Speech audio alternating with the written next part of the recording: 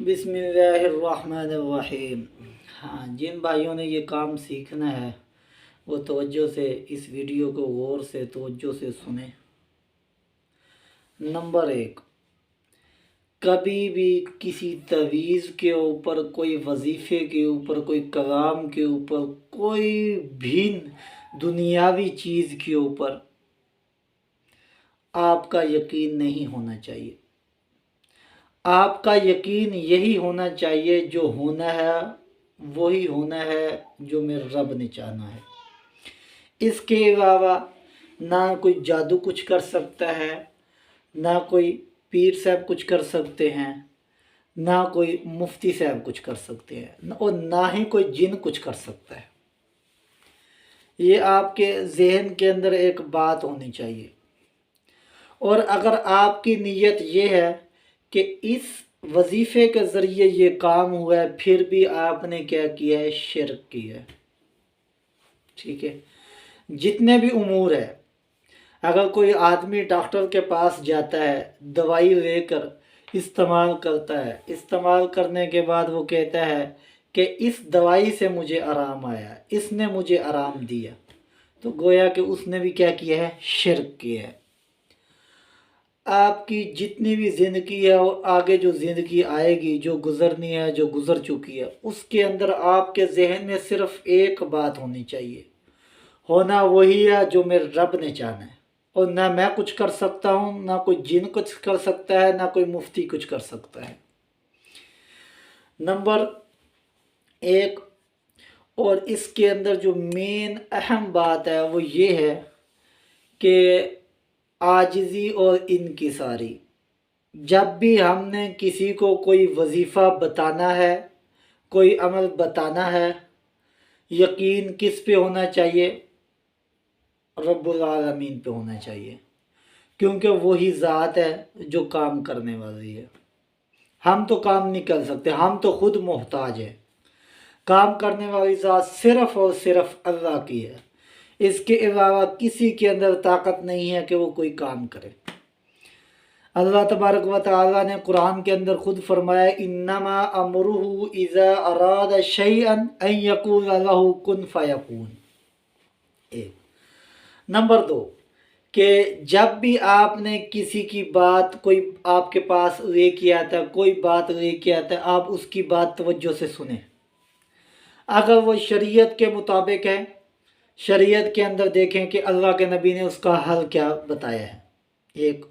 Number 2, अगर वो शरीयत के मुताबिक नहीं है, जैसे एक आदमी आया, उसने कहा कि फ़लानी औरत मुझे पसंद है, शादीशुदा है, मुझे वो औरत पसंद है, अब मैं उसके साथ नाजायज़ और गलत ताल्लुकात कायम करना चाहता हूँ, आप कुछ करके दें।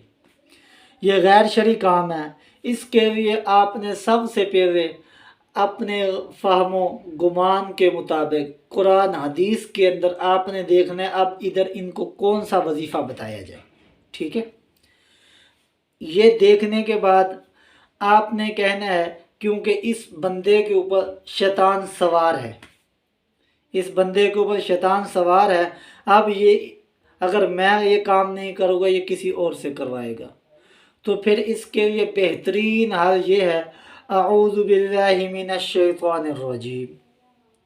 अगर वो आपके साथ रहता है, आपके घर के अंदर है, तो फिर आपने ऐसे करना है, चीनी पे आपने दम करना है, अऊज़ु बिल्लाहि मिनश शैतानिर रजीम 41 मरतबा। चीनी पे दम करने के बाद चीनी उसको इस्तेमाल करवानी है। जब अल्लाह की पनाह में वो जब आ जाएगा, तो वो कभी नाजायज़ और गलत काम नहीं करेगा। एक।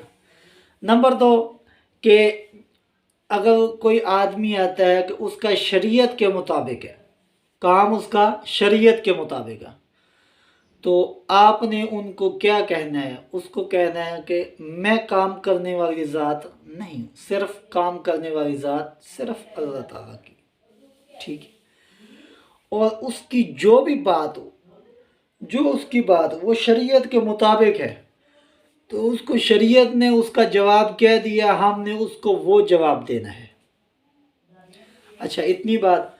आगे आप तवज्जो करते जाए کہ جتنے بھی مسائل ہیں، جتنے بھی عوام ہیں، وہ آپ کے پاس آئیں گے، وہ آپ کو جو کہے، مگر آپ نے وہ کام نہیں کرنا۔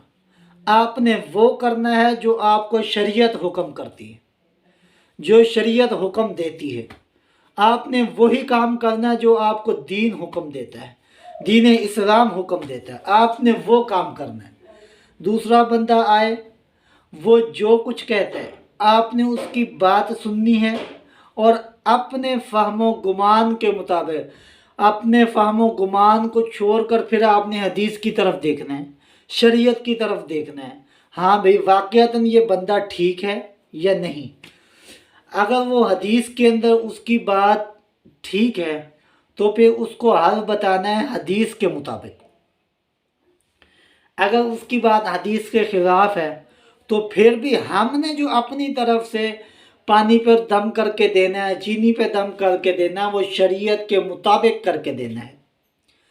اگر وہ کوئی ناجائز غلط کام کی طرف ہمیں کہتا ہے کہ یہ کر کے دیں، تو پھر آپ نے بلا جھجک ایک آسان کام کرنا ہے۔ آپ نے اس کے اندر کیا کرنا ہے؟ اعوذ باللہ من الشیطان الرجیم، اس کو وہ کلمات جس سے وہ اللہ کی پناہ میں آ جائے۔ جب وہ اللہ کی پناہ میں آ جائے گا، نہ اس کو شیطان گمراہ کر سکتا ہے، نہ کوئی دنیا کا کوئی بابا گمراہ کر سکتا ہے۔ یہ آپ نے اپنا قاعدہ قانون اپنے ذہن میں رکھنا ہے۔ جو آدمی آپ کے پاس آئے، اس کا جیسی ہی بات ہو وہ آپ نے سننی ہے، سننے کے بعد اس کو شریعت کے اندر رکھنی ہے۔ شریعت اس کو کیا کہتا ہے؟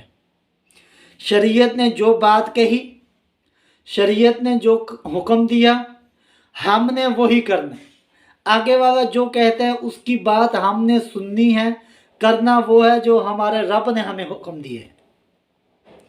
اگر کوئی جائز کام بتاتا ہے، بھئی یہ جائز کام ہے، میں شادی کرنا چاہتا ہوں، اس کے لیے آپ نے دیکھنا ہے کہ قرآن کی کون سی آیات ہے جس کے اندر شادی کا ذکر ہے، ہم سفر کا ذکر ہے، وہ آیات آپ نے اس کو بتا دینی ہے۔ اچھا، ایک اور اہم بھی بات یہ بات ہے کہ عوام آتی ہے کہ جی ہم نے آیت الکرسی پڑھی، مگر اس کا فائدہ نہیں ہوا۔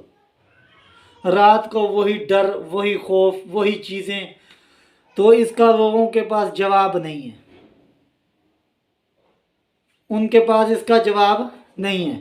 ایک استاد سے میں نے پوچھا، میں نے کہا کہ یہ ہمیں بتائیں کہ جب کسی کو خوف، وہ آیت الکرسی بھی پڑھتی ہے، سورہ بقرہ کا آخری رکوع بھی پڑھتی ہے، تو اس کو پھر بھی ڈر اور خوف ہوتا ہے۔ استاد صاحب نے کہا کہ اس کا یقین نہیں ہے۔ یہ بات بالکل غلط ہے۔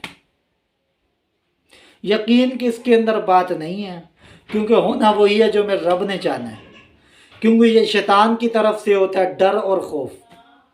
شیطان کہتا ہے کہ اس کا ایمان بھی خراب ہو، اس کا ایمان بھی خراب ہو، اس کے عقائد بھی خراب ہوں، اور اس کا جو دین کے ساتھ اس کا آیت الکرسی کے اوپر یقین ہے وہ بھی ختم ہو جائے۔ نیند بھی خراب کرتا ہے، دین کا ایمان بھی خراب کرتا ہے۔ اس وجہ سے جو آیت آپ نے ایک مرتبہ کسی کو بتا دی، ہم تو شفا نہیں دینے والے، ہم شفا کسی کو دے بھی نہیں سکتے۔ وَإِذَا مَرِضْتُ وَهُوَ يَشْفِي، اللہ پاک ہی شفا دینے والا ہے، بیمار کرنے والا بھی وہی ہے، شفا دینے والا بھی وہی ہے۔ ہم کسی کو شفا نہیں دے سکتے۔ اگر کوئی کہتا ہے کہ میں شفا دینے والا ہوں تو آپ اس کے پاس جا سکتے ہیں۔